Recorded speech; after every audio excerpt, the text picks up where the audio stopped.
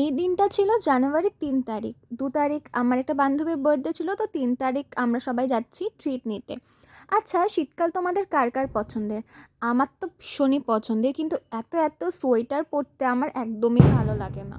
আমাদের গ্রুপে এখনও একজন স্বনামধন্য ব্যক্তি যুক্ত হননি, তবে আমরা ওয়েট করছি। না না, তার না, খাবারের। আমাদের যে গ্রুপটা আছে না, সবার একই জায়গায় বাড়ি, পাশাপাশি বলতে পারো। আর এটা হলো আমাদের স্কুল গ্রুপ।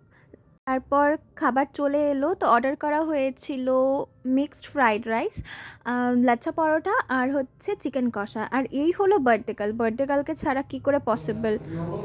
হে গাইস, তো আজকে আমরা আজ হলো সুস্মিতার বার্থডে, না কাল ছিল। সত্যি বলতে পিছনের দুজন ছাড়া আমরা সবাই ব্লগার, মানে আমি তো ব্লগ বানাই, বাকিরা হচ্ছে এমনি। আমরা যখন তখন ফোন বের করে আমাদের মানে আলাদা রকমেরই ব্লগ চলতে থাকে, মানে আমরা প্রত্যেকে অত্যন্ত বেশি কথা বলি। যাই হোক, খুব মজা হলো, দেখা হচ্ছে পরেই।